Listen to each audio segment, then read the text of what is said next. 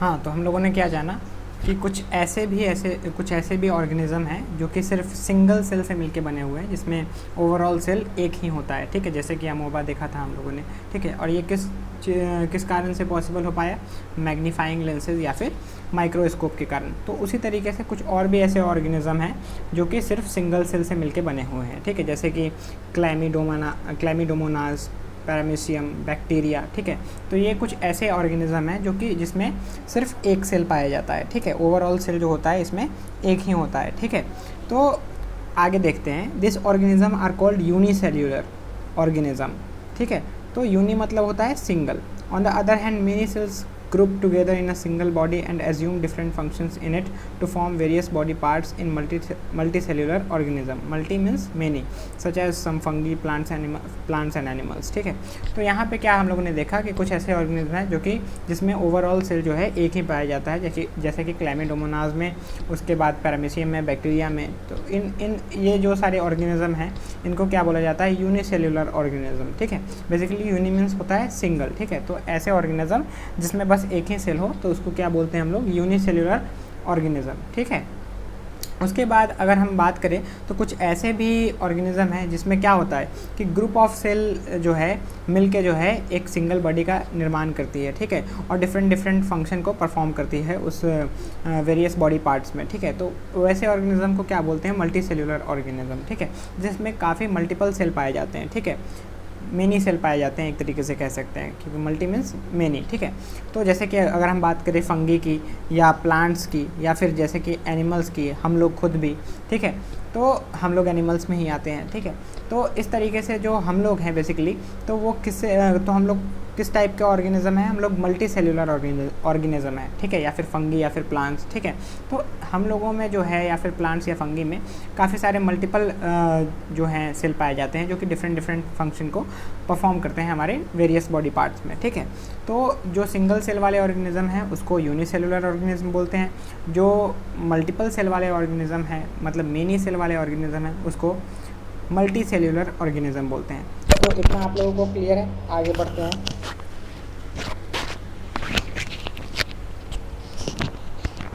Sorry अगर आवाज़ में आपको कुछ प्रॉब्लम आई हो तो, ठीक है। तो आगे बढ़ते हैं हम लोग।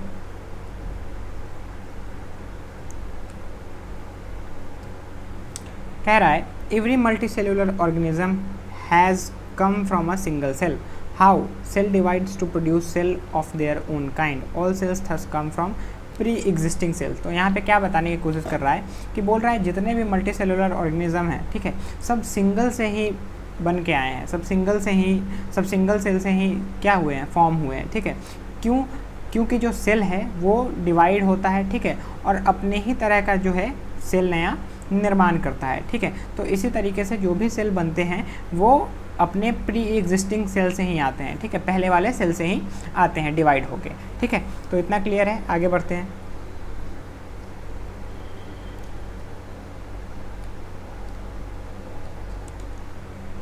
Some organism can also have cells of different kinds.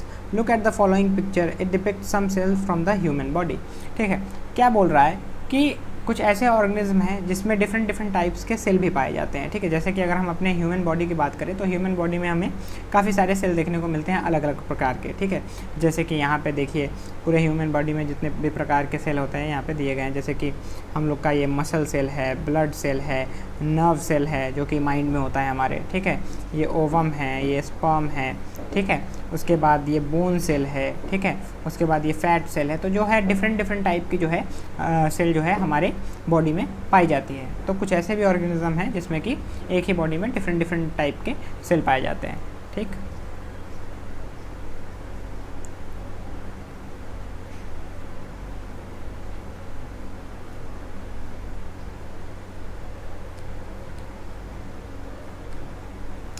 The shape and size of the cell are related to the specific function they perform, ठीक है।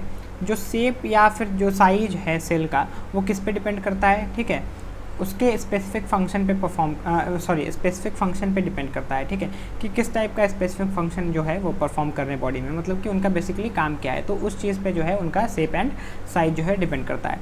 Some cells like amoeba have changing shapes In some cases the cell shape could be more or less fixed and peculiar for a particular type of cell. For example, nerve cells have a typical shape. ठीक है, तो basically यहाँ क्या बताने की कोशिश कर रहा है, कुछ ऐसे सेल्स हैं जैसे कि अगर हम अमोबा की बात करें तो उसमें जो सेल का शेप है वो चेंज होते रहता है, ठीक है, अकॉर्डिंग टू देयर फंक्शन, ठीक है, तो उसका जैसा वहाँ पे काम है तो उस हिसाब से उसका जो शेप है चेंज होते रहता है, ठीक है।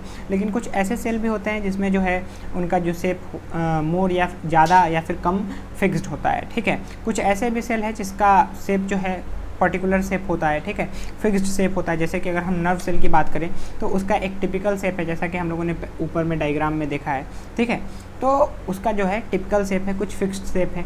तो इसी तरीके से कुछ ऐसे सेल होते हैं जिसका शेप जो होता है चेंज होता है, और कुछ ऐसे सेल है जिसका शेप फिक्स्ड होता है, ठीक है। आगे बढ़ते हैं।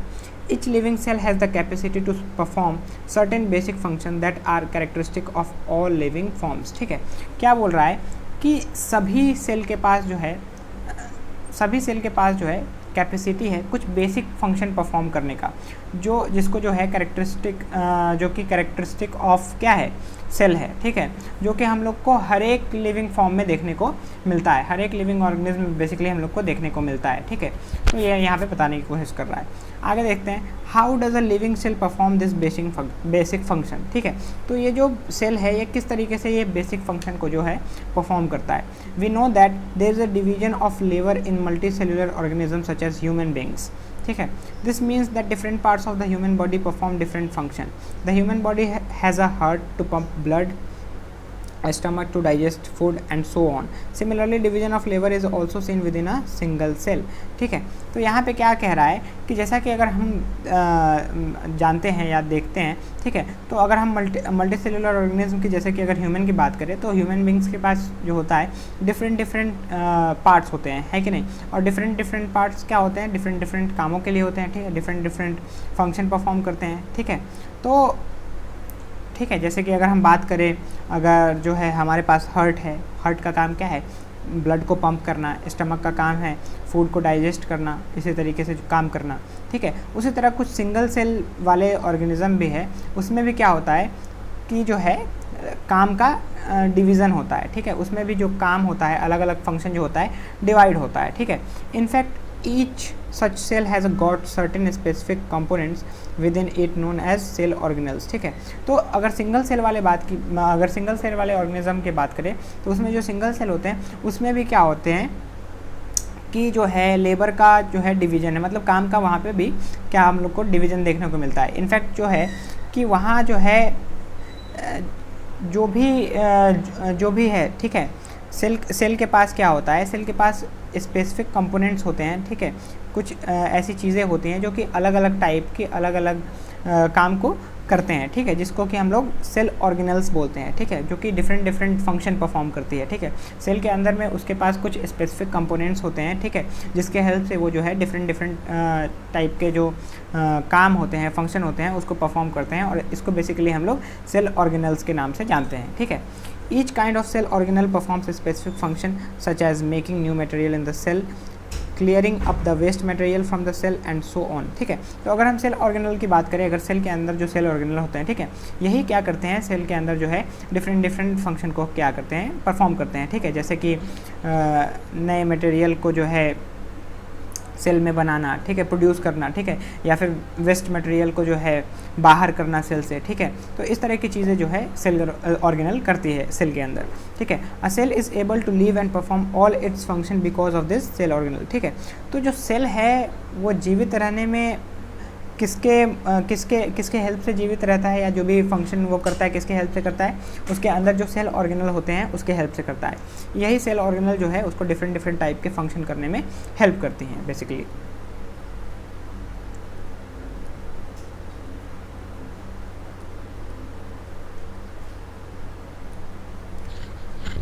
These organelles together constitute the basic unit called the cell.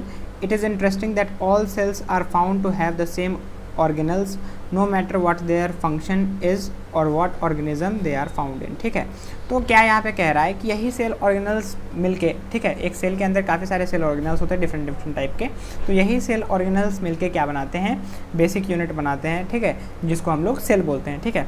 और ख़ास बात ये है इंटरेस्टिंग बात यह है कि जितने भी सेल हैं, ठीक है, सारे सेल के पास ही जो है जितने भी टाइप के सेल है या किसी भी चीज़ में जो सेल है, ठीक है, कोई भी लिविंग ऑर्गेनिज्म हो, ठीक है, जितने भी सेल हैं सबके पास लगभग अगर हम बात करें तो सेम सेल ऑर्गेनल्स ही होते हैं, ठीक है, सारे के पास जो ऑर्गेनल्स होते हैं वो सेम ही होते हैं, ठीक है, नो मैटर कि वो किस ऑर्गेनिज्म में पाए जा रहे हैं और वो क्या फंक्शन कर रहे हैं, ठीक है, तो उससे कोई लेना देना नहीं है, ठीक है, जो सेल ऑर्गेनल है लगभग सारे ही ऑर्गेनिज्म में, ठीक है, वो सेम ही पाए जाते हैं। बेसिकली ये यहाँ पे बताने की कोशिश कर रहा है।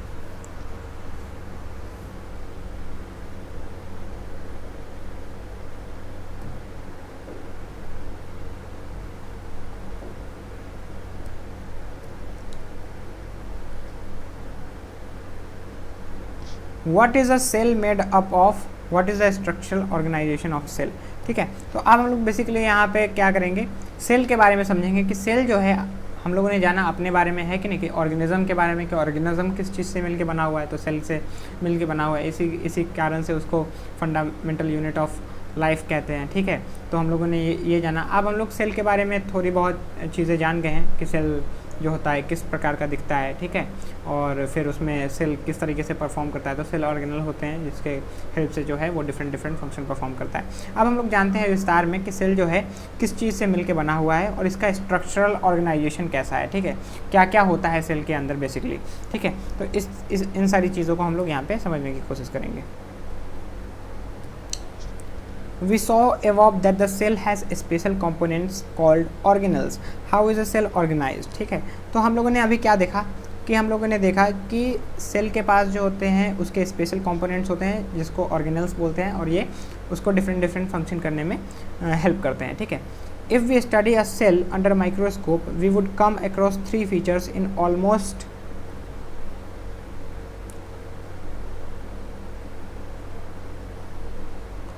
ऑलमोस्ट एवरी सेल, है कि नहीं। अगर हम लोग बात करें सेल की, ठीक है, और हम लोग अगर सेल को माइक्रोस्कोप के अंडर में देखें, है कि नहीं, माइक्रोस्कोप में सेल को देखें तो हम लोग को लगभग जो है सारे ही सेल में बेसिकली 3 फीचर्स देखने को मिलेंगे, सारे ही सेल में, ठीक है। क्या क्या देखने को मिलेगा हम लोग को, प्लाज्मा मेम्ब्रेन देखने को मिलेगा, न्यूक्लियस देखने को मिलेगा और साइटोप्लाज्म देखने को मिलेगा। तो ये बेसिक 3 चीज़ें हैं जो हम लोग को सभी प्रकार के सेल में जो है देखने को मिलती है अगर हम लोग सेल को माइक्रोस्कोप के अंडर में देखें। All activities inside the cell and interactions of the cell with its environment are possible due to this features, ठीक है। तो जितना भी चीज़ होता है, जितना भी काम सेल कर पाता है, जो भी फंक्शन वो परफॉर्म करता है, वो किस कारण से हो पाता है, ठीक है, वो यही जो फीचर्स दिए गए हैं इन्हीं चीज़ों के हेल्प से जो है सेल कोई भी काम कर पाता है, ठीक है। तो अब हम लोग धीरे धीरे विस्तार में इन सारे फीचर्स को समझने की कोशिश करेंगे। तो बेसिकली बात करते हैं हम लोग प्लाज्मा मेम्ब्रेन की, ठीक है, कि प्लाज्मा मेम्ब्रेन या फिर सेल मेम्ब्रेन भी उसको कहते हैं, तो ये क्या है, ठीक है।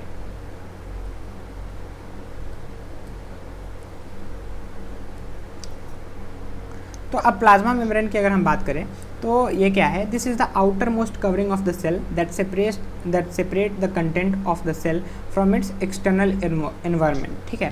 तो सेल मेम्ब्रेन बेसिकली क्या है या प्लाज्मा मेम्ब्रेन क्या है, ये सेल का जो है आउटर मोस्ट कवरिंग है। एक तरीके से क्या कह सकते हैं, हमारा जैसे कि हम लोग का आउटर मोस्ट कवरिंग क्या है, हमारा स्किन है, ठीक है, उसी तरीके से सेल का ये आउटर मोस्ट कवरिंग है, ठीक है। क्या है, प्लाज्मा मेम्ब्रेन, जो कि सेल के जो भी कंटेंट्स है, सेल के अंदर जो भी कंटेंट्स है उसको एक्सटर्नल एनवायरनमेंट से सेपरेट करता है, उससे बचाए रखता है, ठीक है, उससे प्रोटेक्ट करता है, ठीक है। द प्लाज्मा मेम्ब्रेन अलाउज और permits the entry and exit of some materials in and out of the cell, ठीक है। अब बेसिकली प्लाज्मा मेम्ब्रेन का काम क्या है, प्लाज्मा मेम्ब्रेन जो है अलाउ करता है, ठीक है, किसी भी चीज़ को अंदर आने या बाहर जाने से, ठीक है। तो किसी भी प्रकार का मटेरियल को जो है अंदर आने या बाहर जाने से जो है रोकता या फिर अनुमति देता है, अलाउ करता है, ठीक है। तो जो प्लाज्मा मेम्ब्रेन का बेसिकली क्या काम है, ये एक तरीके से द्वारपाल का काम कर रहा है, ठीक है, एक तरीके से प्रोटेक्ट कर रहा है सेल को, ठीक है। क्या कौन सा मटेरियल आएगा, कौन सा मटेरियल बाहर जाएगा, आएगा कि नहीं आएगा, ठीक है। तो किस चीज़ को लेना है, किस चीज़ को छोड़ना है, ठीक है। तो ये सारी चीज़ें जो है प्लाज्मा मेम्ब्रेन क्या करती है, परफॉर्म करती है, ठीक है। It also prevents movement of some other materials. The cell membrane therefore is called a selectively permeable membrane, ठीक है। तो और ये सेल मेम्ब्रेन का एक और भी काम है, ये जो है और अदर मटेरियल्स के मूवमेंट को भी क्या करती है, प्रिवेंट करती है, उसको रोकती है, ठीक है। और सेल मेम्ब्रेन को जो है, प्लाज्मा मेम्ब्रेन या सेल मेम्ब्रेन को इसी कारण से सेलेक्टिवली परमिएबल मेम्ब्रेन भी कहा जाता है। क्यों? क्योंकि ये चीज़ों को सेलेक्ट करती है एक तरीके से, ठीक है, कि कौन सा चीज़ जो है अंदर आएगा, कौन सा चीज़ जो है बाहर जाएगा, तो इस तरीके की सारी चीज़ें करती हैं, इसीलिए इसको जो है प्लाज्मा मेम्ब्रेन को सेलेक्टिवली परमिएबल मेम्ब्रेन भी कहा जाता है। How does the movement of substance take place into the cell, how do substances move out of the cell, ठीक है। अब यहाँ पे क्या कह रहा है कि किस प्रकार से जो है सेल के अंदर जो है सब्सटेंस जो है मूवमेंट करते हैं, ठीक है, और किस प्रकार से जो है कोई भी सब्सटेंस सेल के बाहर जाता है। तो बेसिकली उसके बारे में बात कर रहा है। तो अगर हम देखें, some substances like carbon dioxide और oxygen can move across the cell membrane by a process called diffusion, ठीक है। तो अगर हम बात करें कार्बन डाइऑक्साइड की या फिर ऑक्सीजन की, तो ये जो है सेल मेम्ब्रेन के अंदर या बाहर किस प्रोसेस से जाते हैं, डिफ्यूजन के हेल्प से जाते हैं, ठीक है। तो ये जो ऑक्सीजन या फिर कार्बन डाइऑक्साइड जो है ये सेल मेम्ब्रेन के अंदर बाहर जो करते हैं, ठीक है, वो डिफ्यूजन एक प्रोसेस है, उसके कारण करते हैं, ठीक है। We have studied the process of diffusion in earlier chapters, हम लोगों ने पहले डिफ्यूजन के बारे में पढ़ रखा है, ठीक है। ये यहाँ पे बताने की कोशिश कर रहा है, अभी हम लोग फिर जानेंगे डिफ्यूजन के बारे में। We saw that there is a spontaneous movement of a substance from a region of high concentration to a region where its low concentration. हम लोग जानते हैं कि इन्वायरमेंट में जो है, ठीक है, क्या होता है, ठीक है, हम लोग जानते हैं कि कोई भी चीज़ जो है, कोई भी सब्सटेंस जो है, ठीक है, कोई भी सब्सटेंस जो है कभी फ्लो करता है या कहीं से कहीं जाता है, तो वो कहाँ से कहाँ जाता है, हायर कंसंट्रेशन से लोअर कंसंट्रेशन की ओर जाता है, ये बात हम लोग जानते हैं। Something similar to this happens in cell when, for example, some substance like CO2, which is cellular waste and requires to be excreted out by the cell accumulates in high concentration inside the cell, ठीक है। जैसे कि अगर हम बात करें carbon dioxide की, ठीक है, तो कार्बन डाइऑक्साइड भी क्या होता है कि कार्बन डाइऑक्साइड जो है ऐसा सब्सटेंस है जिसको जो कि सेल में काफ़ी ज़्यादा कंसंट्रेशन में हो जाता है, काफ़ी ज़्यादा अमाउंट में हो जाता है, और उसको सेल से बाहर करना पड़ता है, उसको सेल से बाहर निकालना होता है, ठीक है। In the cell external environment, the concentration of CO2 is low as compared to that inside the cell, ठीक है। तो जैसा कि क्या होता है कि सेल के अंदर जो है कार्बन डाइऑक्साइड का कंसंट्रेशन जो है काफ़ी ज़्यादा हाई हो जाता है as compare to the external environment, ठीक है। एक्सटर्नल इन्वायरमेंट में क्या हो जाता है, CO2 का जो क्या होता है कंसंट्रेशन कम होता है, और सेल के अंदर जो CO2 का कंसंट्रेशन होता है ज़्यादा होता है। As soon as there is a difference of concentration of CO2 inside and outside the cell, CO2 moves out of the cell, ठीक है, from a region of high concentration to a region of low concentration outside the cell by the process of diffusion, ठीक है। तो क्या होता है कि जब सेल के अंदर जो है CO2 का कंसंट्रेशन ज़्यादा हो जाता है और सेल के बाहर जो है CO2 का कंसंट्रेशन, कार्बन डाइऑक्साइड का कंसंट्रेशन कम होता है, तो क्या होता है उस केस में, जो हायर कंसंट्रेशन होने के कारण, सेल के अंदर हायर कंसंट्रेशन होने के कारण और बाहर लोअर कंसंट्रेशन होने के कारण जो कार्बन डाइऑक्साइड है वो सेल से बाहर निकल के एक्सटर्नल एनवायरनमेंट में जाने लगता है डिफ्यूजन के प्रोसेस से, मतलब हायर कंसंट्रेशन से लोअर कंसंट्रेशन की ओर जाने लगता है डिफ्यूजन के हेल्प से, ठीक है। Similarly O2 enters the cell by the process of diffusion when the level of concentration of O2 inside the cell decreases, ठीक है। तो उसी तरीके से जो ऑक्सीजन है, उसी तरीके से डिफ्यूजन के हेल्प से ऑक्सीजन जो है इंटर करता है सेल में। तो जब कभी भी सेल के अंदर जो है ऑक्सीजन का लेवल घटता है, ऑक्सीजन का कंसंट्रेशन घटता है, तो ऑक्सीजन जो है हायर कंसंट्रेशन से, यानी बाहर से, एक्सटर्नल एनवायरनमेंट से सेल के अंदर आना शुरू हो जाता है, ठीक है। किस प्रोसेस के हेल्प से? डिफ्यूजन के हेल्प से, ठीक है।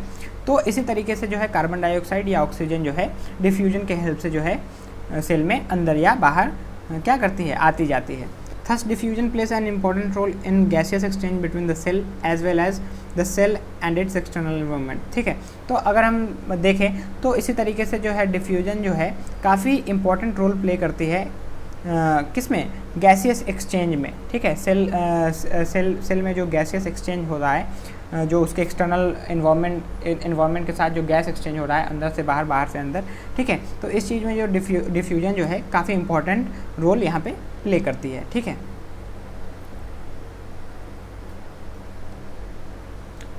अब क्या है यहाँ पे, हम लोग आगे देखते हैं।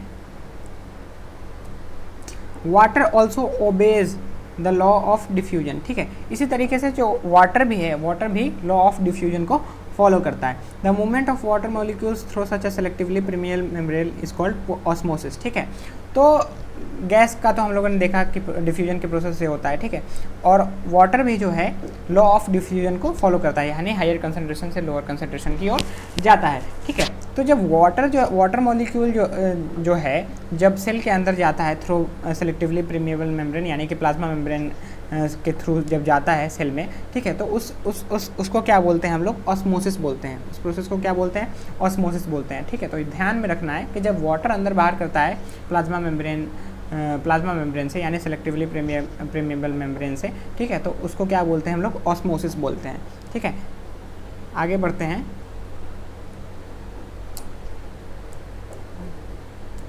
नेक्स्ट है the movement of water across the plasma membrane is also affected by the amount of substance dissolve in water, ठीक है। अच्छा, और ये जो मूवमेंट ऑफ वाटर है, ठीक है, ये जो मूवमेंट ऑफ वाटर है कि वाटर जो है कितना अंदर बाहर करेगा थ्रू प्लाज्मा मेम्ब्रेन, ये इस बात पे भी क्या करता है, निर्भर करता है, इस बात पे भी अफेक्ट करता है कि वाटर में कितना और जो सब्सटेंस है, और भी जो सब्सटेंस है वो उसमें मिले हुए हैं, ठीक है। वाटर जो है, वाटर होता है, वाटर के अंदर कई सारे और भी सब्सटेंस होते हैं, तो उन सारी चीज़ों पे भी जो है डिपेंड करता है कि वाटर कितना अंदर बाहर करेगा प्लाज्मा मेम्ब्रेन के थ्रू, ठीक है। Thus osmosis is the net diffusion of water across a selectively permeable membrane toward higher solute concentration, ठीक है। तो अगर हम ऑस्मोसिस की बात करें तो ऑस्मोसिस क्या है, नेट डिफ्यूजन ऑफ वाटर है, ठीक है। मतलब कि पूरा जो है वाटर होना चाहिए, पानी होना चाहिए, ठीक है। पूरा वाटर जो है जब सेलेक्टिवली परमिएबल मेम्ब्रेन के थ्रू जब पास करता है, ठीक है, और जो है हायर कंसंट्रेशन से लोअर कंसंट्रेशन की ओर जाता है, ठीक है, तो उस केस में जो है उसको हम लोग ऑस्मोसिस बोलते हैं। अब आगे देखते हैं, what will happen if we put an animal cell और a plant cell into a solution of sugar और साल्ट इन वाटर, ठीक है। तो क्या होगा जब हम लोग किसी एनिमल सेल को या फिर प्लांट सेल को जो है किसी साल्ट या शुगर सॉल्यूशन में डालेंगे, तो उस केस में जो है हम लोग को क्या देखने को मिलेगा, ठीक है।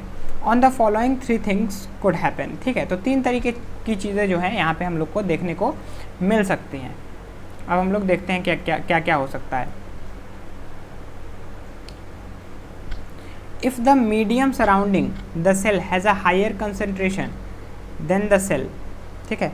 If the medium surrounding the cell has higher concentration than the cell, meaning that the outside solution is very dilute, the cell will gain water by osmosis. Such solution is known as hypotonic solution, ठीक है।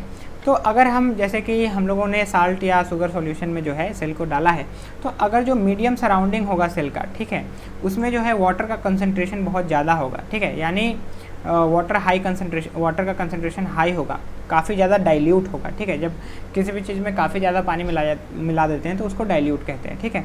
तो काफ़ी ज़्यादा dilute होगा, ठीक है, और water का कंसंट्रेशन ज़्यादा होगा, ठीक है। तो उस केस में क्या करेगा, सेल जो है वाटर को गेन करेगा, ठीक है। किस प्रोसेस से, ऑस्मोसिस के हेल्प से, ठीक है, ऑस्मोसिस के प्रोसेस से, ठीक है। तो उस केस जब वाटर का कंसंट्रेशन ज़्यादा होगा सराउंडिंग मीडियम का, तो उस केस में जो है सेल वाटर गेन करेगा थ्रू ऑस्मोसिस, ठीक है, बाय ऑस्मोसिस। और ऐसे सॉल्यूशन को हम लोग क्या बोलते हैं, ऐसे सॉल्यूशन को हम लोग हाइपोटोनिक सॉल्यूशन बोलते हैं, ठीक है। तो जब कभी भी जो भी सराउंडिंग मीडियम होगा उसमें वाटर का कंसंट्रेशन ज़्यादा होगा, ठीक है, तो उस केस में क्या होगा, जो सेल होगा वो वाटर को जो क्या करेगा, एक तरीके से ऑब्जर्व करेगा, ठीक है। सेल जो है वाटर को गेन करेगा बाय ऑस्मोसिस, ठीक है, ऐसे। तो इस तरीके के सॉल्यूशन को हम लोग क्या बोलेंगे, हाइपोटोनिक सॉल्यूशन, ठीक है। आगे देखते हैं, water molecules are free to pass across the cell membrane in both direction, but more water will come into the cell than will leave. The net overall result is that water enters the cell is likely to swell up. ठीक है, तो जैसा कि हम लोग जानते हैं, ठीक है, जैसा कि यहाँ पे बता रहा है कि जब वाटर जो है अंदर जाएगा प्लाज्मा मेम्ब्रेन के थ्रू, ठीक है, ऑस्मोसिस के हेल्प से, ठीक है, जब वाटर अंदर जाएगा, ठीक है, तो वाटर जितना जाएगा कुछ वाटर बाहर में निकलेगा, ठीक है, तो पूरा प्रोसेस अंदर बाहर जाने का प्रोसेस होता है, ठीक है। लेकिन अगर हम बात करें, अगर नेट रिजल्ट की बात करें, तो जितना वाटर जो है सेल ऑब्जॉर्व करेगा उतना वाटर सेल जो है रिलीज़ नहीं करेगा, ठीक है, मतलब जितना वाटर अंदर जाएगा उतना सेल बाहर नहीं निकलेगा। कहने का मतलब है कि ज़्यादा वाटर जो है ऑब्जॉर्व हो रहा है और कम वाटर जो है रिलीज़ हो रहा है। तो इस तरीके से जो है यहाँ पे हम लोग को सेल में स्वेल देखने को मिलेगा, मतलब कि जो सेल है थोड़ा सा फूल जाएगा, ठीक है, पानी सोख के थोड़ा सा फूल जाएगा, थोड़ा सा बड़ा हो जाएगा, ठीक है। तो ये यहाँ पे बताने की कोशिश कर रहा है, ठीक है। नेक्स्ट देखते हैं हम लोग। अब क्या है, if the medium has exactly the same water concentration as the cell, there will be no net movement of water across the cell membrane. Such solution is known as isotonic solution, ठीक है। तो अगर हम लोग बात करें, ठीक है, अगर वाटर का कंसंट्रेशन सेल के कंसंट्रेशन से बिल्कुल इक्वल है कि नहीं, मतलब सेल में जितना सेल का जितना कंसंट्रेशन है, ठीक है, सेल में जितना वाटर कंसंट्रेशन है और जितना बाहर वाटर कंसंट्रेशन है, अगर दोनों इक्वल है, दोनों एग्जैक्टली सेम है, तो उस केस में जो है वाटर का नेट मूवमेंट जो है सेल के अंदर बाहर नहीं होगा, ठीक है, हम लोग को नहीं देखने को मिलेगा। तो ऐसे सॉल्यूशन को क्या बोलते हैं, आइसोटोनिक सॉल्यूशन बोलते हैं, ठीक है। तो जब भी कंसंट्रेशन सेल का कंसंट्रेशन और वाटर जो सराउंडिंग मीडियम का कंसंट्रेशन होगा, ठीक है, वो बराबर होगा, तो उस केस में जो है वाटर नहीं मूव करेगा अक्रॉस सेल मेम्ब्रेन, ठीक है, मतलब कि सेल मेम्ब्रेन से अंदर बाहर नहीं जाएगा। तो वैसे सॉल्यूशन को हम लोग क्या बोलते हैं, आइसोटोनिक सॉल्यूशन बोलते हैं, ठीक है। Water across the cell membrane in both direction water crosses the cell membrane in both directions, but the amount going is the same as the amount going out, so there is no overall movement of the water, the cell will stay the same size, ठीक है। तो यहाँ पे क्या कह रहा है, मतलब यहाँ पे कहने का मतलब ये है कि सेल तो वाटर में होगा, है कि नहीं। तो सेल में पिछले वाले केस में क्या हो रहा था, जो सेल था वो क्या कर रहा था, ज़्यादा वाटर को क्या कर रहा था, गेन कर रहा था, और कम वाटर को रिलीज़ कर रहा था। इसी कारण से सेल में जो है हम लोग को स्वेलिंग देखने को मिल रहा था, स्वेल जो है थोड़ा सा फूल गया था। लेकिन यहाँ पे क्या है कि वाटर जो है अक्रॉस सेल मेम्ब्रेन मूव तो करेगा, लेकिन जितना वाटर अंदर जाएगा उतना ही वाटर बाहर भी जाएगा, ठीक है। तो जितना वाटर एब्जॉर्ब हो रहा है उतना ही वाटर रिलीज़ हो रहा है। तो इस तरीके से जो है वाटर का मूवमेंट, ओवरऑल मूवमेंट नहीं हो रहा है, ठीक है। तो इसी कारण से जो है सेल जो रहेगा, जो पहले का साइज रहेगा बाद में भी वही साइज रहेगा। तो जो सेल का साइज रहेगा वो सेम साइज का रहेगा, बदलेगा नहीं। पहले वाले केस में क्या हुआ था, स्वेल अप हो गया था, स्वेलिंग आ गया था, सेल जो है बड़ा हो गया था, ठीक है। लेकिन जो है जब भी कंसंट्रेशन सेम होगा, सेल का कंसंट्रेशन और वाटर का कंसंट्रेशन, जो भी सराउंडिंग मीडियम का कंसंट्रेशन सेम होगा, तो उस केस में वाटर का ओवरऑल मूवमेंट नहीं होगा अक्रॉस सेल मेम्ब्रेन, ठीक है। और उस केस में जो सेल होगा सेम साइज का रहेगा, ठीक है, जो पहले का साइज होगा वही बाद में भी साइज रहेगा, ठीक है, सेम रहेगा। तो और ऐसे सॉल्यूशन को क्या बोलते हैं हम लोग, आइसोटोनिक सॉल्यूशन बोलते हैं, ठीक है। आगे बढ़ते हैं।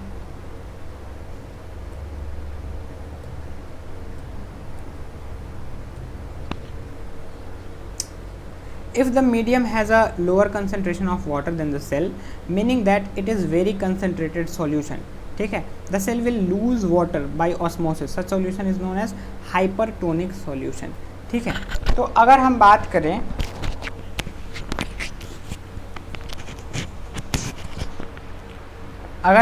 करें, ठीक है, यहाँ पे कि अगर जो मीडियम होगा, ठीक है, अगर जो सराउंडिंग मीडियम है और वो उसके पास लोअर कंसंट्रेशन ऑफ वाटर है, ठीक है, मतलब कि वाटर जो है कम अमाउंट में है, ठीक है, वाटर जो है कम अमाउंट में है बेसिकली, ठीक है, देन द सेल, ठीक है, सेल के कंपेयर, जितना सेल के पास वाटर का कंसंट्रेशन है उसके मुकाबले जो आउटर, ठीक है, जो एक्सटर्नल एनवायरनमेंट है या सराउंडिंग मीडियम है, ठीक है, उसमें जो वाटर का कंसंट्रेशन है कम है, ठीक है। तो उस केस में जो क्या होगा, उस केस में जो सेल है वाटर को लूज़ करेगा खुद से, ठीक है। जब बाहर का वाटर कंसंट्रेशन कम होगा एज़ कम्पेयर टू सेल, ठीक है, तो उस केस में क्या करेगा, सेल जो है वाटर को लूज़ करेगा, ठीक है। बाय ऑस्मोसिस, ठीक है। और ऐसे सॉल्यूशन को हम लोग क्या बोलते हैं, हाइपरटोनिक सॉल्यूशन, हाइपरटोनिक सॉल्यूशन, ठीक है। तो पहले वाले केस में हम लोगों ने क्या देखा था कि सॉल्यूशन जो था काफ़ी ज़्यादा डाइल्यूट था, मतलब काफ़ी ज़्यादा पानी था, ठीक है, काफ़ी ज़्यादा पानी मिला हुआ था, हाई कंसंट्रेशन ऑफ वाटर था, और सेल के अंदर कम कंसंट्रेशन ऑफ वाटर था, ठीक है, लो कंसंट्रेशन ऑफ वाटर था, जिसके कारण जो सेल था वो वाटर को गेन कर रहा था, वाटर को गेन कर रहा था, ठीक है। और जिसके कारण उसमें हम लोग को स्वेल देखने को मिला था, ठीक है, स्वेलिंग देखने को मिला था, और उसका जो साइज़ था वो बढ़ जा रहा था। दूसरे वाले केस में क्या देखा, जो सेल का कंसंट्रेशन है उतना ही कंसंट्रेशन जो है सराउंडिंग मीडियम का है, ठीक है, सराउंडिंग मीडियम का है, जो भी सॉल्यूशन है, ठीक है, उसमें जो कंसंट्रेशन ऑफ वाटर है वो इक्वल है सेल के कंसंट्रेशन ऑफ वाटर के, ठीक है। तो उस केस में जो है वाटर का मूवमेंट हम लोग को नहीं देखने को मिला था, और सेल उसमें सेम साइज का था। और थर्ड वाला केस जो है हमारा, उसमें जो है सराउंडिंग मीडियम का जो कंसंट्रेशन है, वाटर का कंसंट्रेशन है वो कम है as compare to the cell के अंदर जो कंसंट्रेशन है, ठीक है। तो इसी कारण जो सेल है इस केस में क्या कर रहा है, बाहर का कंसंट्रेशन लो होने के कारण और सेल के अंदर हाई कंसंट्रेशन होने के कारण जो सेल है यहाँ पे वाटर को लूज़ कर रहा है, ठीक है, क्योंकि वाटर जो है higher concentration to lower concentration जाएगी। तो इस केस में जो सेल है वाटर को लूज़ कर रहा है, ठीक है। और ऐसे सॉल्यूशन को हम लोग क्या बोलते हैं, हाइपरटोनिक सॉल्यूशन बोलते हैं, ठीक है।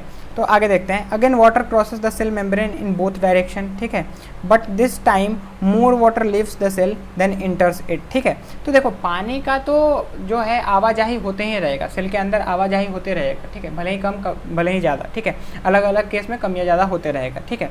तो यहाँ पे जो है फिर से वाटर जो है बोथ डायरेक्शन में क्या करेगी, आएगी जाएगी, मतलब से जितना पानी आएगी भी और पानी जाएगी भी। लेकिन इस वाले केस में क्या है, ठीक है,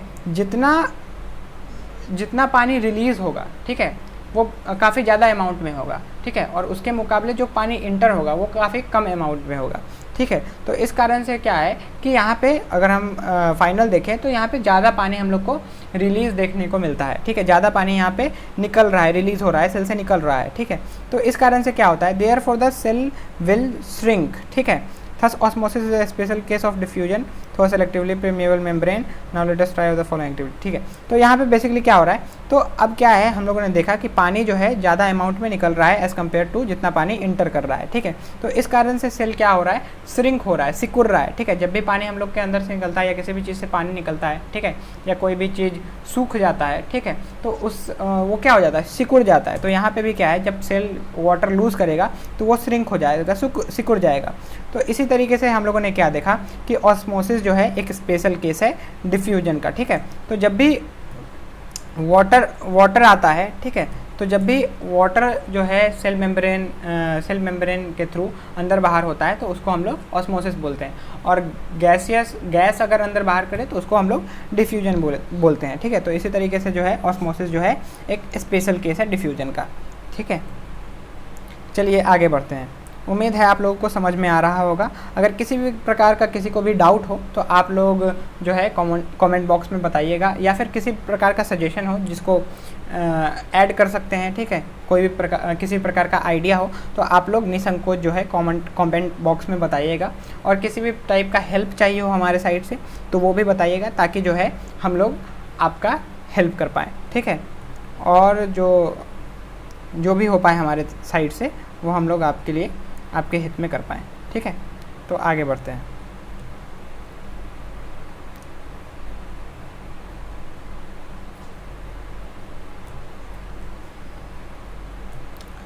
अब अगर हम बात करें, ठीक है, तो आगे देखते हैं क्या दिया हुआ है। Unicellular fresh water organism and most plant cell tend to gain water through osmosis. Absorption of water by plant roots is also an example of osmosis, ठीक है। तो कई सारे ऐसे यूनिसेल्युलर फ्रेश वाटर ऑर्गेनिज्म हैं जो कि पानी में पाए जाते हैं, ठीक है, प्लांट सेल हैं जो कि क्या करते हैं, वाटर को गेन करते हैं थ्रू ऑस्मोसिस, ठीक है, ऑस्मोसिस की हेल्प से, ठीक है। तो ये जो ऑब्जर्प्शन ऑफ वाटर है बाय प्लांट रूट्स, ठीक है, जो भी प्लांट हैं, ठीक है, उनके जो जड़ जो हैं जो वाटर को सोखते हैं, ऑब्जर्व करते हैं, ठीक है, वो भी एक तरीके से ऑस्मोसिस का एग्जाम्पल है, ठीक है।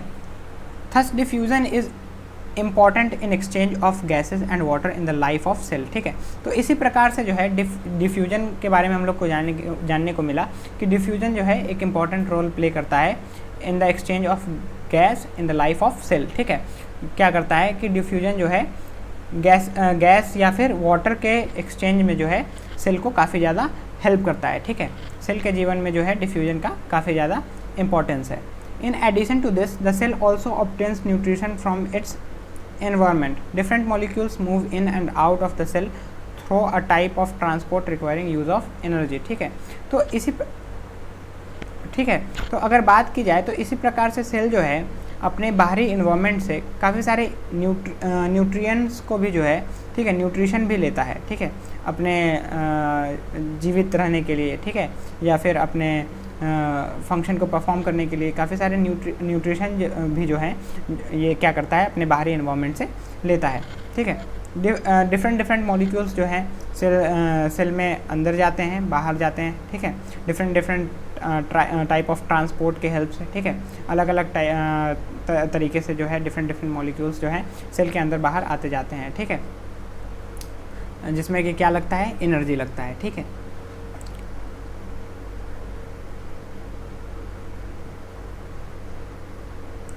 The plasma membrane is flexible and is made up of organic molecules called lipids and proteins. ठीक है, तो यहाँ पे बेसिकली प्लाज्मा मेम्ब्रेन के बारे में बताया गया है। ठीक है, ध्यान देने वाली बात है, काफ़ी इंपॉर्टेंट बात है कि यहाँ पे अगर हम बात करें प्लाज्मा मेम्ब्रेन की, तो प्लाज्मा मेम्ब्रेन जो है काफ़ी फ्लेक्सिबल है। ठीक है, और ऑर्गेनिक मॉलिक्यूल से मिलके बना हुआ है, बेसिकली लिपिड्स और प्रोटीन से मिलके बना हुआ है। ठीक है, तो जो प्लाज्मा मेम्ब्रेन है काफ़ी फ्लेक्सिबल मेम्ब्रेन होता है। ठीक है, और ऑर्गेनिक मॉलिक्यूल से मिलके बना हुआ है जो कि है लिपिड्स और प्रोटीन्स। ठीक है, However, we can observe the structure of the plasma membrane only through an electron microscope. ठीक है, और जो प्लाज्मा मेम्ब्रेन की अगर बात करें, अगर हमको प्लाज्मा मेम्ब्रेन के स्ट्रक्चर देखना हो तो हम लोग बेसिकली बस इलेक्ट्रॉन माइक्रोस्कोप के हेल्प से जो है हम लोग प्लाज्मा मेम्ब्रेन के जो स्ट्रक्चर है उसको देख सकते हैं। ठीक है, तो अगर आप लोगों को भी देखना है तो आप लोग भी इलेक्ट्रॉन माइक्रोस्कोप की हेल्प से प्लाज्मा मेम्ब्रेन के स्ट्रक्चर को देख सकते हैं। The flexibility of the cell membrane also enables the cell to engulf in food and other material from its external environment. ठीक है, अब यहाँ पे जो सेल मेम्ब्रेन की फ्लेक्सिबिलिटी है वो सेल को किस चीज़ में हेल्प करती है, फूड को इनगल्फ करने में, खाना को लेने में क्या करती है, यहाँ पे जो है सेल को हेल्प करती है ये जो प्लाज्मा मेम्ब्रेन है। तो प्लाज्मा मेम्ब्रेन की फ्लेक्सिबिलिटी जो है वो बेसिकली सेल को खाना खाने में हेल्प करती है। और भी अदर मटेरियल्स जो है, ठीक है, और भी अदर मटेरियल खाना के अलावा भी है जो उसको चाहिए होता है। ठीक है, अपने एक्सटर्नल इन्वायरमेंट से उस चीज़ में यहाँ पे सेल को हेल्प करती है। Such process are known as endocytosis. ठीक है, तो उस ऐसे प्रोसेस को क्या बोलते हैं, ये जो खाना लेने या अदर मटेरियल लेने का जो प्रोसेस है, ठीक है, ऐसे प्रोसेस को क्या बोलते हैं, इंडोसाइटोसिस। ठीक है, जिसमें सेल क्या करता है, फूड को इनगल्फ करता है या फिर जो भी अदर मटेरियल है उसको लेता है। ठीक है, amoeba acquires its food through such process. ठीक है, तो अगर अमोबा की बात करें तो अमोबा भी इस प्रकार से जो है इसी टाइप के प्रोसेस इस प्रोसेस से जो है अपना खाना लेता है। ठीक है, तो आप लोगों को समझ में आ रहा होगा अच्छे तरीके से। अगर किसी प्रकार का डाउट हो तो आप लोग ज़रूर बताएं।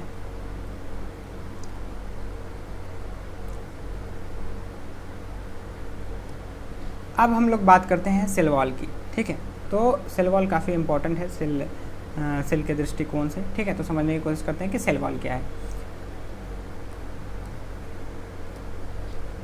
Plant cell in addition to the plasma membrane have another rigid outer covering called the cell wall.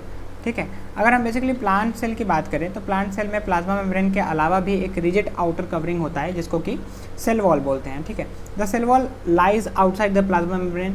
The plant cell wall is mainly composed of cellulose. Cellulose is a complex substance and provides structural strength to plants. ठीक है, तो अब basically क्या है, cell wall कहाँ पे लाई करता है, सेल वॉल कहाँ पे होता है, सेल वॉल जो है प्लाज्मा मेम्ब्रेन जो है आउटर कवरिंग तो है ही, लेकिन अगर प्लांट सेल की बात करें तो प्लाज्मा मेम्ब्रेन के बाहर भी एक रिजिड आउटर कवरिंग होता है जिसको हम लोग सेल वॉल के नाम से जानते हैं। ठीक है, और जो सेल वॉल है बेसिकली किस चीज़ से मिलके बना हुआ है, सेल्यूलोज से मिलके बना हुआ है। ठीक है, अब सेल्यूलोज एक ऐसा कॉम्प्लेक्स सब्सटेंस है जो कि क्या करता है, प्लांट प्लांट सेल को क्या करता है, स्ट्रेंथ प्रोवाइड करता है, स्ट्रक्चरल स्ट्रेंथ प्रोवाइड करता है। इसी कारण से जो प्लांट वगैरह होते हैं या ट्री वगैरह होते हैं वो क्या होते हैं, इतने मजबूत होते हैं, इतने हार्ड होते हैं, ठीक है।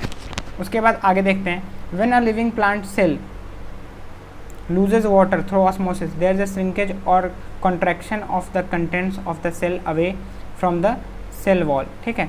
तो जब कभी भी जो प्लांट सेल होता है वो वाटर अगर लूज़ करता है थ्रू ऑस्मोसिस, ठीक है, तो उस केस में हम लोग को वहाँ पे श्रिंकेज देखने को मिलती है, ठीक है, श्रिंकेज देखने को मिलती है, सिकुड़ जाता है उस समय, ठीक है। तो जब भी ऐसा सिकुड़न होता है तो उस केस में क्या होता है, तो उस केस में क्या होता है, जो भी सेल का कंटेंट्स है, जो भी सेल के अंदर जो चीज़ें होती है वो क्या होते हैं, सेल वॉल से दूर हो जाती हैं, ठीक है। क्या होता है कि सेल वॉल जो है आउटर कवरिंग होता है, रिजिड आउटर कवरिंग होता है, और जब कभी भी प्लांट सेल जो है वाटर को जो है लूज़ करता है तो उस केस में जो सेल है सिकुड़ जाता है, और सेल का सिकुड़ने के कारण क्या होता है, जो भी सेल के अंदर का कंटेंट्स है वो क्या होता है, वो सेल वॉल से दूर चला जाता है, ठीक है, दूर आ जाता है। This phenomenon is known as plasmolysis, ठीक है। तो इस फेनोमेनन को क्या बोलते हैं, प्लाज्मोलाइसिस बोलते हैं, ठीक है। We can observe this phenomenon by performing following activity, ठीक है, ये बात यहाँ पे बोल रहा है, ठीक है। तो जब कभी भी प्लांट सेल जो है वाटर लूज़ करता है उस केस में उसमें हम लोग को श्रिंकेज देखने को मिलता है, सिकुड़ जाता है, और वहाँ पे जो है जो भी कंटेंट्स होते हैं सेल के अंदर वो सिकुड़ने के कारण सब पास आ जाते हैं, अंदर आ जाते हैं और सेल वॉल से दूर हो जाते हैं। ऐसे इस फेनोमेनन को क्या बोलते हैं, प्लाज्मोलाइसिस बोलते हैं, ठीक है। आगे बढ़ते हैं हम लोग।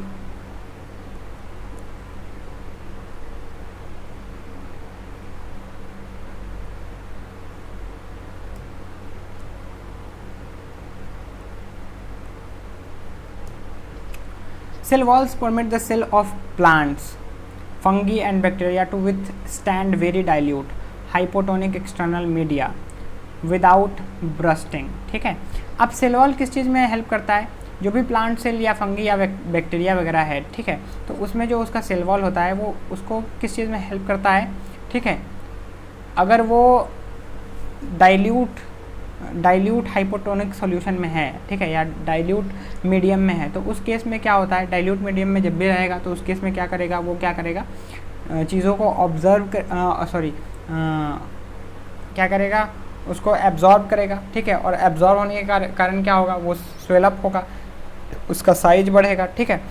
तो यहाँ पे बेसिकली सेल वॉल इस चीज़ में हेल्प करता है कि उसको ब्रस्ट ना होने से हेल्प करता है, ठीक है, मतलब उसको ना फटने देने से हेल्प करता है, ठीक है। सेल वॉल एक तरीके से उसको पूरे तरीके से बाहर से प्रोटेक्ट करता है, बाहर से आउटर कवरिंग देता है, ठीक है, जिसके कारण जो है अगर जो सेल है वाटर अब्जॉर्ब भी कर ले या किसी भी चीज़ को ऑब्जर्व भी कर ले, स्वेलअप हो भी जाए तो वो क्या हो, फटे ना, ठीक है, ब्रस्ट ना करे, ठीक है, वो टिका रहे। In such media, the cell tend to take up water by osmosis. The soil swells, building up pressure against the cell wall. ठीक है, तो ऐसे केस में क्या होता है, हाइपोटोनिक एक्सटर्नल मीडिया के केस में क्या होता है कि जो सेल होता है वो वाटर को क्या करता है, ऑब्जर्व करता है, वाटर लेता है, ठीक है, बाय ऑस्मोसिस, ठीक है, और उस कारण से क्या होता है, सेल जो है स्वेलअप हो जाता है, ठीक है, सेल में स्वेलिंग आ जाता है, ठीक है, और ये क्या करता है, सेल वॉल के अगेंस्ट जो है प्रेशर लगाना शुरू कर देता है, ठीक है। अब देखिए सेल वॉल जो है वो आउटर रिजिड कवरिंग है, ठीक है, अब सेल जो है वाटर को एब्जॉर्ब करके वो फूलना शुरू हो जाता है, ठीक है। अब जब फूलना शुरू हो जाएगा तो जो सेल वॉल जो बाहर से उसको एक तरीके से प्रोटेक्ट कर रखा है, ठीक है, उस पर जो अंदर का जो चीज़ें हैं, अंदर की जो चीज़ें हैं वो उस पर क्या लगाना शुरू कर देती हैं, फोर्स लगाना शुरू कर देती हैं, ठीक है। तो जैसा कि अगर हम फॉर एग्जांपल ले एक तरीके से जो बैलून है, ठीक है, बैलून है अभी नॉर्मल साइज में है, ठीक है, और जब हम उसमें हवा भरते हैं तो हवा जब अंदर जाता है, ठीक है, पूरे बैलून में भरता है, तो एक जितने भी बैलून का जो आउटर कवरिंग वाला पार्ट होता है उसमें जो हमारा एयर होता है वो क्या करने लगता है, वो फोर्स लगाने लगता है, उसके अगेंस्ट क्या करने लगता है, प्रेशर लगाने लगता है। तो उसी तरीके से सेल भी जब वाटर एब्जॉर्ब कर लेता है तो उस समय पे वो अपने आउटर कवरिंग पे वहाँ पे प्रेशर लगाने लगता है। तो इसी चीज़ से जो सेल है जो उसको प्रोटेक्ट करता है ब्रस्ट ना होने से। The wall exerts an equal pressure against the swollen cell, ठीक है, और यहीं पे जो सेल वॉल है, ठीक है, वो क्या करता है, उतना ही प्रेशर जो है उसके अगेंस्ट में लगाता है, ठीक है, उसके अपोजिट डायरेक्शन में लगाता है, ठीक है। तो जितना फोर्स जो है सेल लगाता है सेल वॉल पे, ठीक है, उतना ही सेल वॉल जो है उस समय पे वो जो है स्वेलन सेल पे लगाता है, जो फूला हुआ सेल रहता है, ठीक है, जो वाटर अब्जॉर्व किया हुआ सेल रहता है उस पे लगाता है, ठीक है। जिस कारण से क्या होता है, because of their wall such cells can withstand much greater changes in the surrounding medium than animal cell, ठीक है। तो इस कारण से क्या होता है, इस कारण से जो है जो सेल वॉल की हेल्प से जो है जो सेल होते हैं काफ़ी चेंजेज करने के बावजूद भी जो है वो क्या रहते हैं, टिके हुए रहते हैं, ठीक है, टिके हुए रहते हैं as compare to animal cell, ठीक है। क्योंकि एनिमल सेल में जो है सेल वॉल हम लोग को नहीं देखने को मिलता है, ठीक है। तो सेल वॉल जो है प्लांट सेल में ही होता है, ठीक है, एनिमल सेल में नहीं होता है। इसी कारण से जो है प्लांट सेल यहाँ पे इतना मजबूत भी होता है, ठीक है। और जो है अगर सराउंडिंग मीडियम की बात करें तो सराउंडिंग मीडियम में सर्वाइव करता है विदाउट ब्रस्टिंग। तो इस तरीके से जो है सेल वॉल काफ़ी ज़्यादा हेल्पफुल होता है। अब आता है हमारा न्यूक्लियस, ठीक है, nucleus.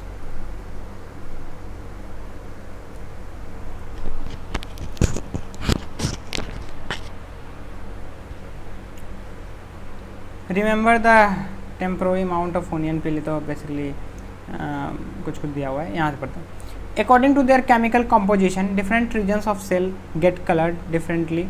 Some regions appear darker than other regions. Apart from iodine solution, we could also use saffronine solution or methylene blue solution to stain the cell, ठीक है।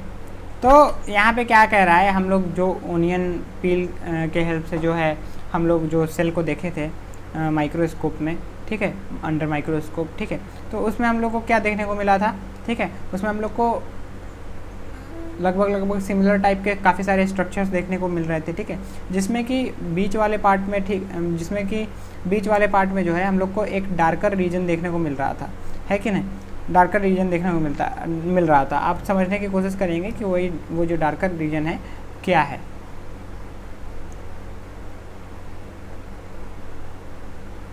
तो जो हम लोग डार्कर रीजन देख रहे थे, darkly coloured spherical oval dot like structure near the center of each cell, this structure is called nucleus where there are similar structure in onion peel cells, ठीक है। तो यहाँ पे क्या कह रहा है कि जो हम लोगों ने प्याज में वो जो डार्कर स्पॉट देखा था ब्लैक कलर का, ठीक है, वो बेसिकली क्या है, वो न्यूक्लियस है सेल के, ठीक है। अब हम लोग न्यूक्लियस को विस्तार में समझने की कोशिश करते हैं, ठीक है, कि न्यूक्लियस क्या है और इसका फंक्शन क्या है, ठीक है। The nucleus has a double layer covering called nuclear membrane, ठीक है। अगर न्यूक्लियर की बात करें तो न्यूक्लियर क्या है, न्यूक्लियर के पास क्या होता है, डबल लेयर कवरिंग होता है उसके पास, जिसको कि न्यूक्लियर मेम्ब्रेन कहते हैं, न्यूक्लियर मेम्ब्रेन बोलते हैं। The nuclear membrane has pores which allow the transfer of material from inside the nucleus to its outside, that is the cytoplasm which we talk about in the section 5 और 3, ठीक है। तो basically क्या है, जो nucleus के पास क्या होता है, डबल लेयर्ड कवरिंग होता है जिसको न्यूक्लियर मेम्ब्रेन बोलते हैं। और न्यूक्लियर मेम्ब्रेन के पास क्या होता है, काफ़ी सारे छोटे छोटे पोर्स होते हैं, ठीक है, जिसमें से क्या होता है, काफ़ी सारे मटेरियल जो है होते हैं ट्रांसफ़र होते हैं inside and outside the cell, inside and outside the nucleus, ठीक है। तो इस तरीके से जो है उस पोर्स के कारण, जो न्यूक्लियर मेम्ब्रेन में जो पोर्स होते हैं, तो उस कारण से जो है काफ़ी सारे मटेरियल्स जो हैं वो न्यूक्लियस के अंदर बाहर होते हैं, ठीक है, सेल के न्यूक्लियस के अंदर या फिर न्यूक्लियस के बाहर, यानी कि साइटोप्लाज्म में, ठीक है। और आगे देखते हैं,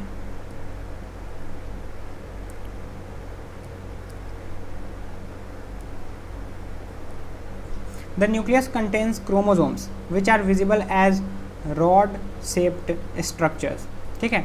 तो यहाँ पे क्या है कि न्यूक्लियस क्या कंटेन करता है, न्यूक्लियस कंटेन करता है क्रोमोसोम जो कि रॉड शेप स्ट्रक्चर के होते हैं।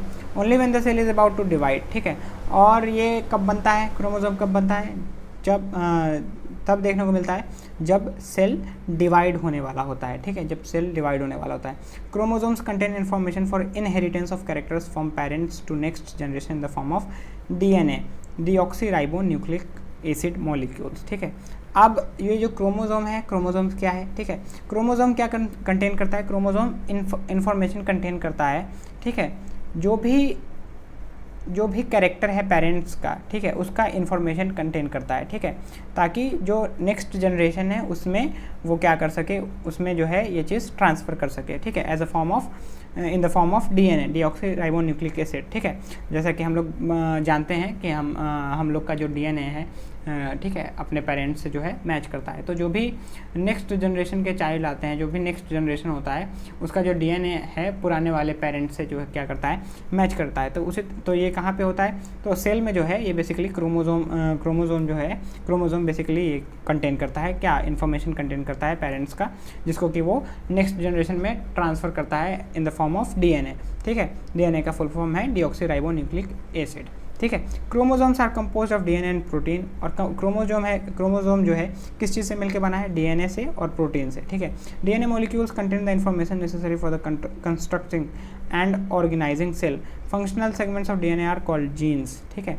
बेसिकली जो डीएनए मॉलिक्यूल्स है, ठीक है, वो क्या कंटेन करती है, इंफॉर्मेशन कंटेन करती है रिगार्डिंग कंस्ट्रक्शन, ठीक है, और ऑर्गेनाइजेशन ऑफ सेल, ठीक है। मतलब कि जो सेल है वो किस तरीके से कंस्ट्रक्ट होगा, किस तरीके से बनेगा, किस तरीके से बड़ा होगा, किस तरीके से जो है, ठीक है, ये धीरे धीरे करके बड़ा होगा, कितना छोटा होगा, ठीक है। तो इस तरीके से ये सारी जो इन्फॉर्मेशन है वो डीएनए कंटेन करता है। Functional segments of DNA are called genes, ठीक है। तो जो भी डीएनए के फंक्शनल सेगमेंट है, जो डिफरेंट फंक्शन परफॉर्म करते हैं, ठीक है, उसको क्या बोलते हैं हम लोग, जीन्स, ठीक है। तो अगर जैसे कि हम लोग बात भी करते हैं अपने में, ठीक है, कि अगर मान लो कि किसी के फादर मदर हैं और उनके जो चाइल्ड हैं वो जो है काफ़ी ज़्यादा उनका हाइट नहीं होता है, तो हम लोग बोलते हैं कि जेनेटिक के कारण जो है, जीन के कारण जो है क्या होता है कि उतना हाइट नहीं है, या फिर अगर कोई गोरा है या कोई काला है, तो ये बेसिकली किसके कारण होता है, जेनेटिक के कारण होता है, जीन के कारण होता है, ठीक है। तो वो पेरेंट से आता है in the form of DNA child में, ठीक है, नेक्स्ट जनरेशन में। In a cell which is not dividing the DNA is present as part of chromatin material, ठीक है। अब ऐसे सेल जो कि डिवाइड नहीं होते हैं, तो उसमें जो डीएनए है किस फॉर्म में होता है, क्रोमाटिन मटेरियल के फॉर्म में होता है। Chromatin material is visible as entangled mass of thread like structure, ठीक है।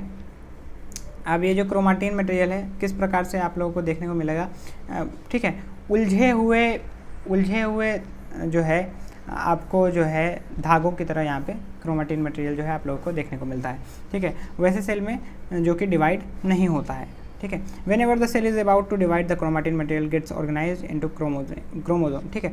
और जब कभी भी जो सेल है डिवाइड होने के कगार पे आता है, ठीक है, तो यही जो क्रोमाटिन मटेरियल होते हैं वो क्या होते हैं, ऑर्गेनाइज होकर क्रोमोसोम बन जाते हैं, ठीक है। समझ में आया, क्लियर है।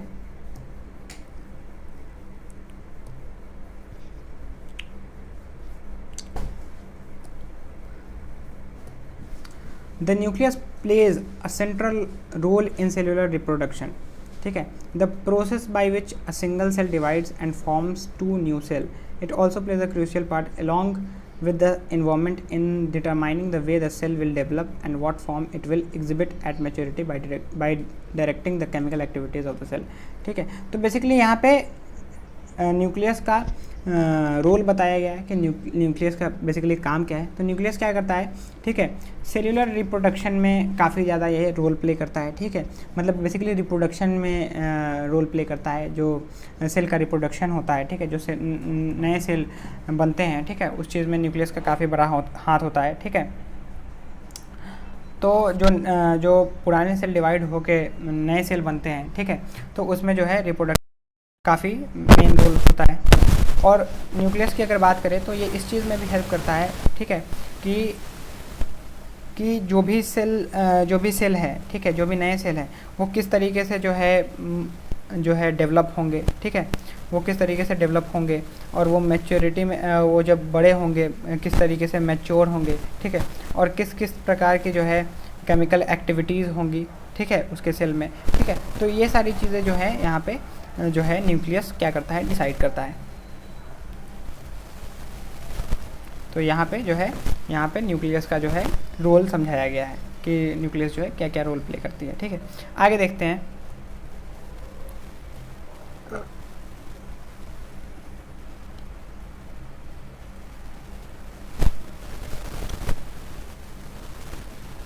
In some organism like bacteria, the nuclear region of the cell may be poorly defined due to the absence of nuclear membrane.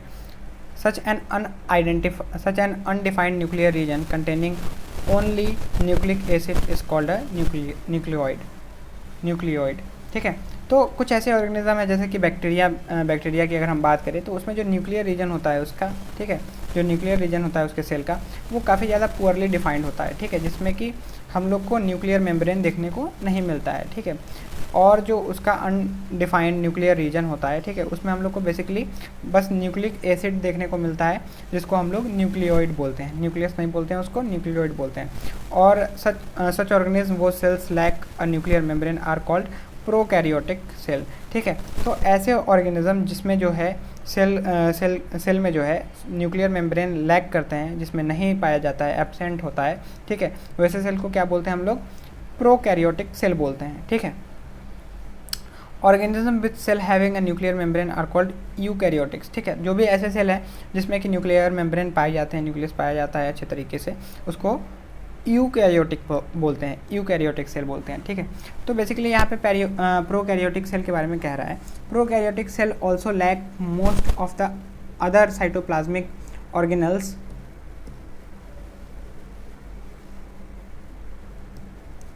Present in eukaryotic cell. ठीक है, तो बेसिकली अगर हम बात करें प्रोकैरियोटिक सेल की, तो प्रोकैरियोटिक सेल में ये भी एब्सेंट होता है। ठीक है, क्या एब्सेंट होता है?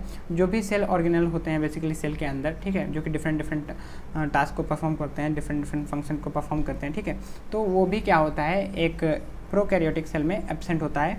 ठीक है, as compare to eukaryotic cell. ठीक है, तो यूकैरियोटिक सेल में जो है हम लोग को ये सारी चीज़ें देखने को मिलती है, सेल ऑर्गेनल वगैरह देखने को मिलती है। Many of the function of such organelles are also performed by poorly organized part of the cytoplasm। ठीक है, तो और क्या है कि जो काफ़ी सारे जो सेल ऑर्गेनल्स के फंक्शन होते हैं, ठीक है, वो भी जो है उसके वो पुअरली ऑर्गेनाइज्ड पार्ट जो होते हैं साइटोप्लाज्म में, उसी के द्वारा जो है फंक्शन होते हैं, उसी के द्वारा जो है किए जाते हैं। ठीक है, प्रोकैरियोटिक सेल में the chlorophyll in photosynthetic prokaryotic bacteria is associated with membranous vessels bag like structure but not with plastid as in eukaryotic cell. तो यहाँ पे क्या बताने की कोशिश कर रहा है, जो क्लोरोफिल फोटोसिंथेटिक प्रोकैरियोटिक बैक्टीरिया है उसमें क्या होता है कि उसमें membranosus vessels bag like structure जो है हम लोग को पाई जाती हैं, चीज़ें पाई जाती हैं। ठीक है, ठीक है, ना कि जो है उसमें प्लास्टिड वगैरह पाया जाता है, जैसा कि हम लोग को यूकैरियोटिक सेल में देखने को मिलता है। ठीक है, तो ये यहाँ पे जो है प्रोकैरियोटिक सेल में कमी है इस चीज़ की।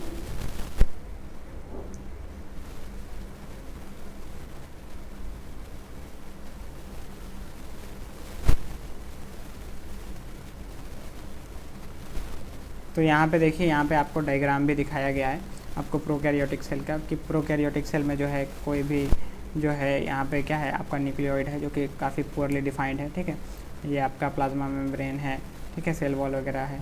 ठीक है, तो इस तरीके से जो है यहाँ पे प्रोकैरियोटिक सेल को आपको दिखाया जा रहा है। ठीक है, कि इसमें जो चीज़ें हैं बिल्कुल, और जो इसमें सेल ऑर्गेनल हम लोग को कहीं भी देखने को नहीं मिल रहा है।